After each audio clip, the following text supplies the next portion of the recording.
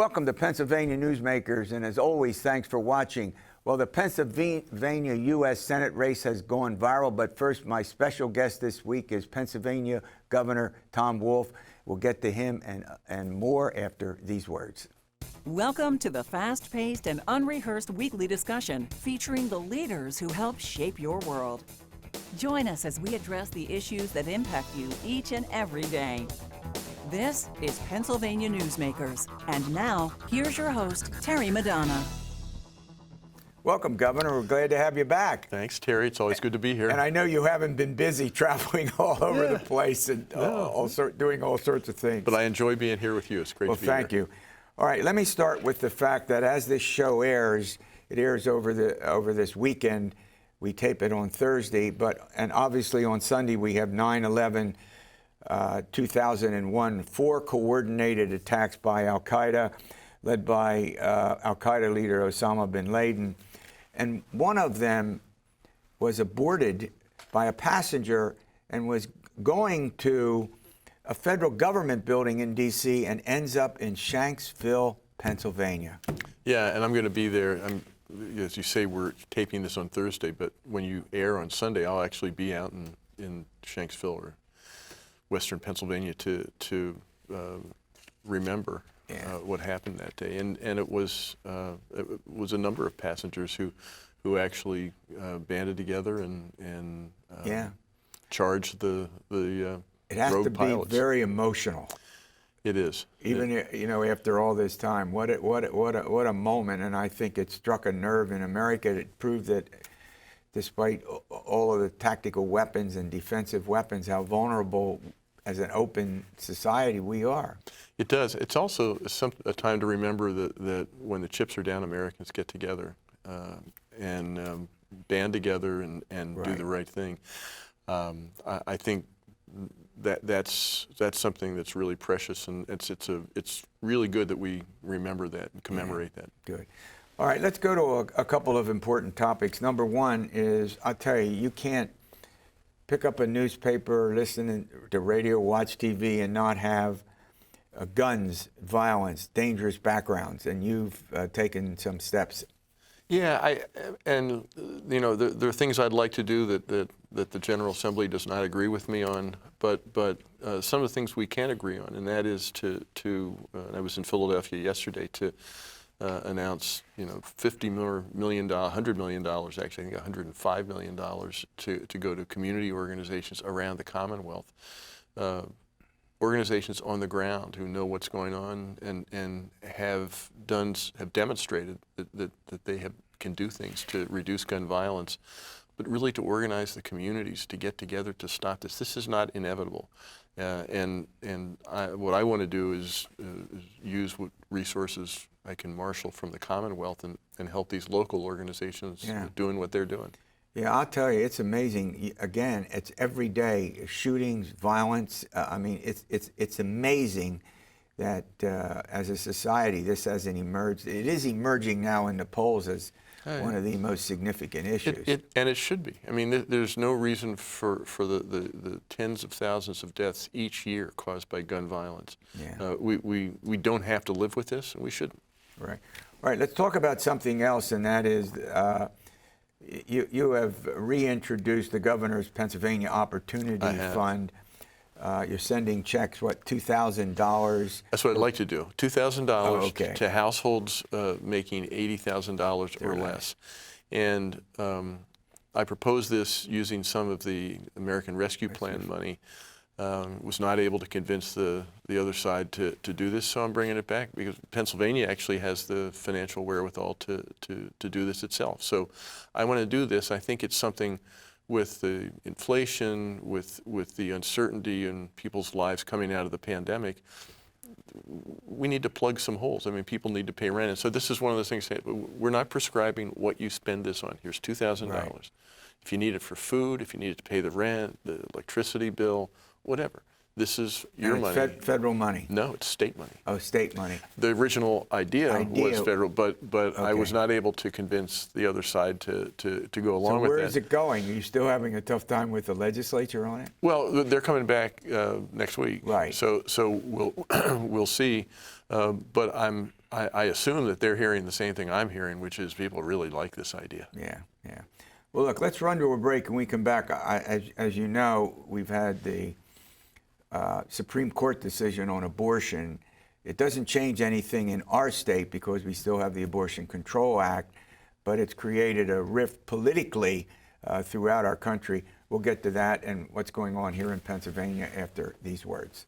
This broadcast of Pennsylvania Newsmakers is presented by the Pennsylvania Chamber of Business and Industry, the statewide voice of business, and by the Pennsylvania State Education Association, bringing the power of a great education to our schools, our students, and our communities.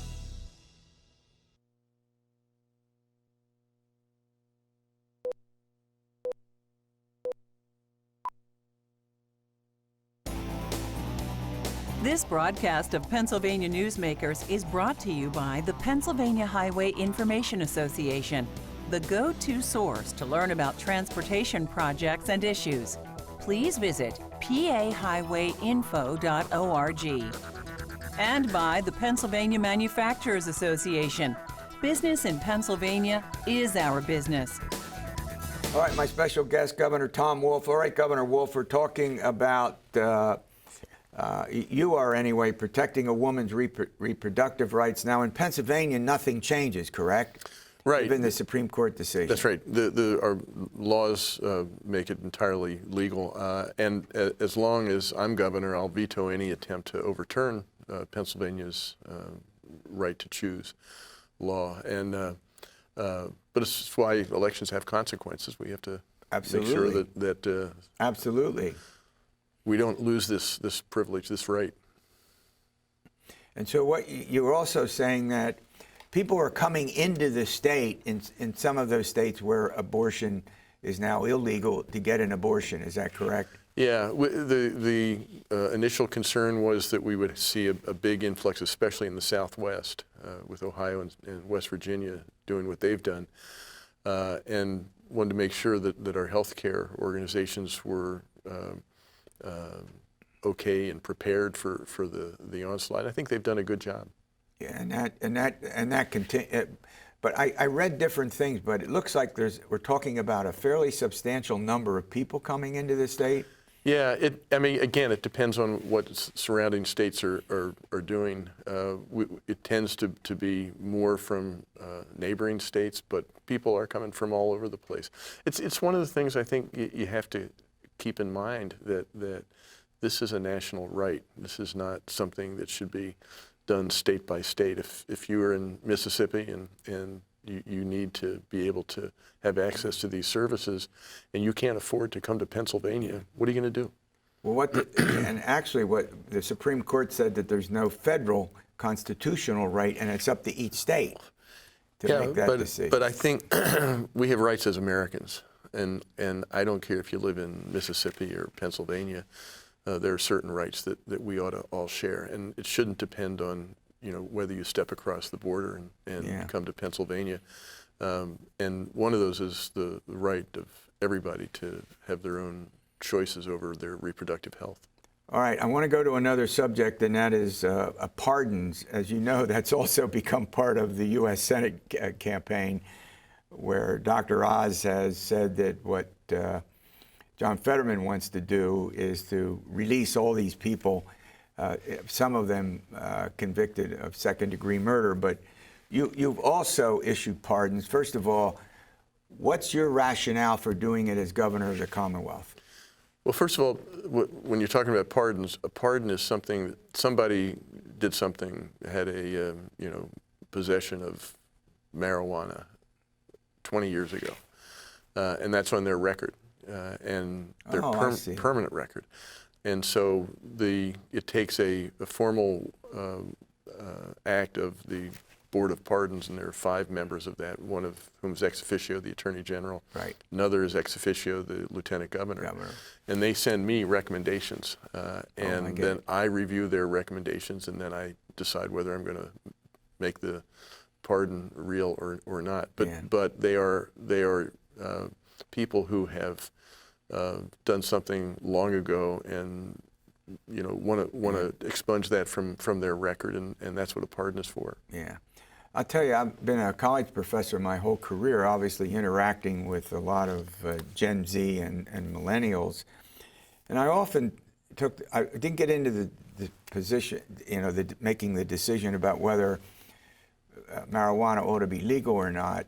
But what I did say was I didn't want a student's career, professional career, and perhaps even personal life destroyed by the possession of a small amount of marijuana. Again, not getting into the business of total decriminalization, what that means, because that could have a huge effect on somebody's professional life. Yeah, well, I believe, and I've said this publicly, that I believe we ought to legalize recreational marijuana for adult use in Pennsylvania. But I absolutely, and I think most people agree with you, that the mistakes you make, early in life should not be held against you for the rest of your life. I don't know about you, but I made mistakes when I was a kid. And I'm certainly glad that I haven't. We all made mistakes. I think that's true. So I think you're right. You want to have a process in place that says, okay, you're not going to be ever tarnished by the mistake you might have made back when you were a kid. Yeah.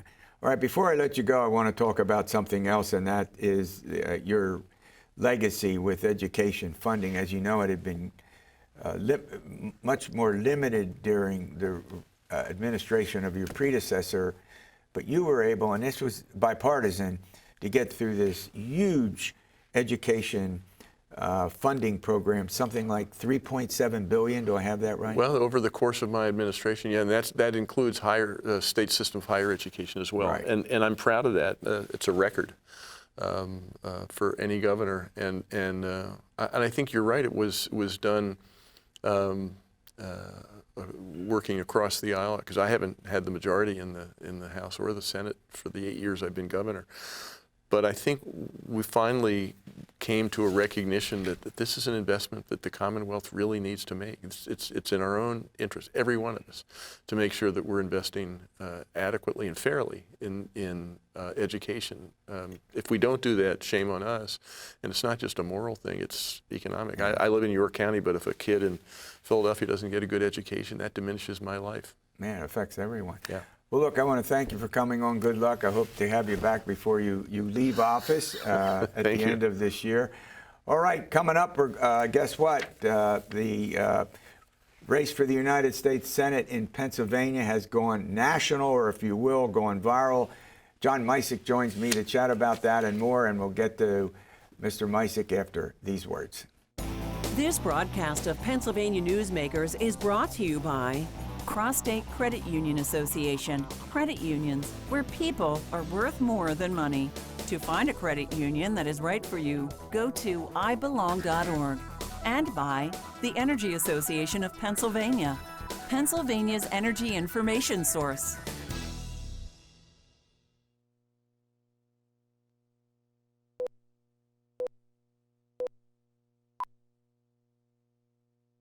This broadcast of Pennsylvania Newsmakers is brought to you by the Association of Pennsylvania State College and University Faculties, representing the faculty and coaches who are devoted to providing quality public higher education for Pennsylvania's college students. Joining me, as often is the case, is John Micek, journalist John Micek. He's editor-in-chief of Pennsylvania Capital Star. I'll tell you what, John Micek, the Pennsylvania Senate race, John Fetterman, the current lieutenant governor, and Dr. Oz, has gone national, and then, as I like to say, it's gone viral this week, and it all has to do with one word: health. Yeah, I mean, they've been duking it out, Fetterman, the lieutenant governor, and Oz, the celebrity physician, on social media, Terry, through most of the spring and summer. That's because Fetterman suffered a stroke just before the May primary that sidelined him for a good long while. He had a defibrillator installed as well, and he's only recently begun returning to the campaign trail. Oz has gotten a bit of flack for accusing Fetterman of hiding, of accusing him of using his condition as kind of a crutch to avoid confrontations, which is an interesting tact for a physician who presumably knows how serious these events are to take. Some good news, though. It looks like for the voters, at least, Fetterman and Oz have agreed one debate sometime in mid to late October. Oz has been pressing him for earlier debates, Fetterman arguing that there's no precedent for having a debate in the beginning of early September, right after Labor Day. And I don't remember 5 debates, which is what Oz, I don't remember anyone having 5 debates. Well, I mean, that is the standard underdog tactic, isn't it? I mean, ask for a gazillion debates and hope that one of them sticks. Yeah. Fetterman, there's some political calculus here as well. You have a debate later in the campaign cycle.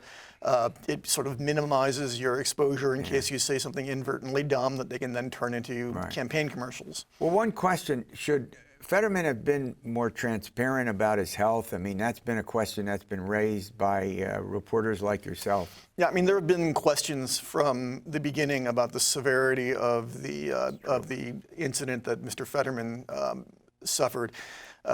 His campaign had sort of given varying answers at the beginning of this. We know from the reporting now from the Philadelphia Inquirer that there's some speech issues that he's still dealing with, not uncommon when one has a stroke. But I mean, you had Senator Pat Toomey just this last week come out and say that this is, an indication of his fitness, that he ought not to run. So questions about a candidate's health are always valid ones. I mean, we see that going back to FDR, for goodness sake. But I mean, this in a lot of ways has been, I think, weaponized in a way that we've not seen it before. All right, we're going to run to a break. When we come back, I want you to set the stage for Pennsylvania in the midterms, not just the Senate race, the governor's race, Congress, the state legislature, who ultimately knows. We'll get to that after these words. This broadcast of Pennsylvania Newsmakers is brought to you by the Pennsylvania Medical Society. Inspired physicians committed to the good health of Pennsylvanians and the advancement of the practice of medicine.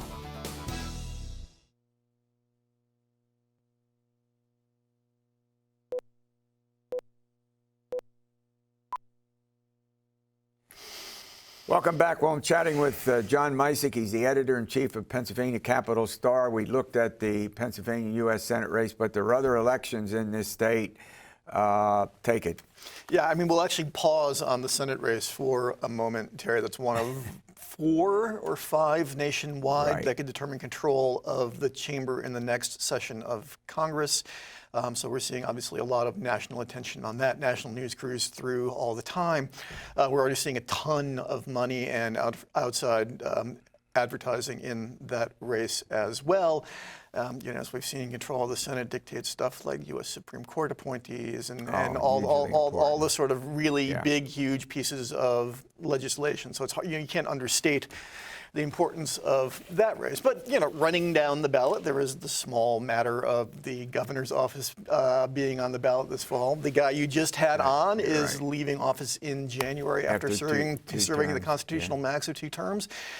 You've got Attorney General Josh Shapiro, pardon me, the Democrat, and Doug Mastriano, the Republican, duking it out there in a race that also has national implications as well, because of another thing you talked about with Governor Wolf, and that's abortion access. Senator Mastriano, deeply conservative, deeply opposed to abortion rights. No exceptions. No exceptions. Rape, incest, health of the mom, nada. Opposed to all of those. Has made it abundantly clear that he would sign whatever the Republican-controlled General Assembly throws at him.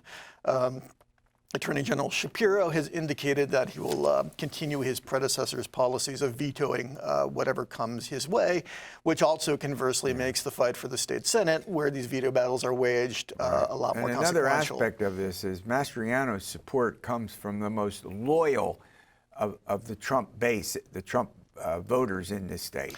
They are Trumpier than thou in a lot of ways. I mean, they've out-Trumped Trump. You have a deeply sort of conservative Christian nationalist base that is supporting Senator Mastriano, who it is important to note has spread baseless claims of election fraud, was called to testify before the January 6th committee and stormed out after 15 months. Yeah. But he is changing the narrative lately. He's now talking more about the economy and deregulation and less so about these issues that you've highlighted. Yeah, I mean, and you've seen this pivot, Terry, among a lot of these sort of Trump inheritor candidates. Some have even scrubbed their websites of mentions of the former president. I mean, in every race, you hope to. The only way is politics is a matter of addition and not subtraction. You hope to win more voters to your cause. So perhaps that's what the senator's trying to do here. Yeah. Are there any other elections that you think are worth mentioning? Well, I mean, there will be House races that are in play in the State House. Democrats looking to expand their margins there.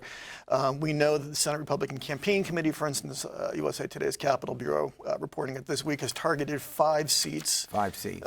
To be flipped as they try to obtain a veto-proof majority. I looked at sort of the list of those candidates. Some will be a bit of a slog to do, so I'll be curious to see what happens there. And again, that is important for whomever wins the race for the governor's office as well. Yeah, I mean, and we also have Josh Shapiro. We'll get back on the governor's race for a minute. He's the current attorney general. He was a state lawmaker.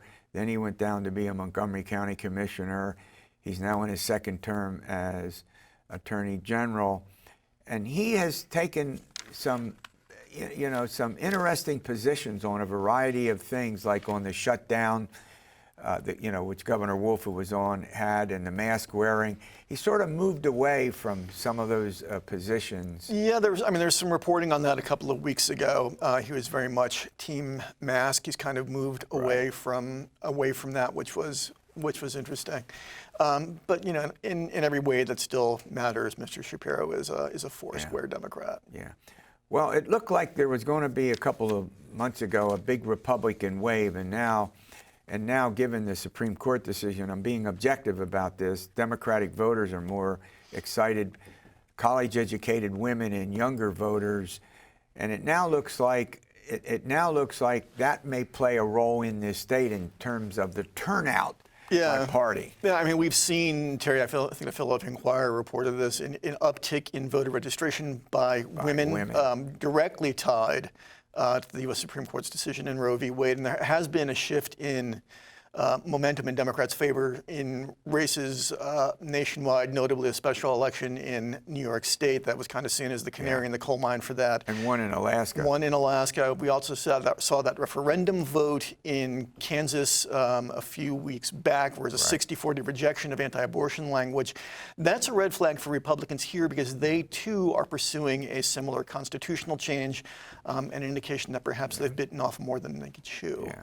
Well, I'll tell you, it looks like we could have maybe even a record turnout on November 8th.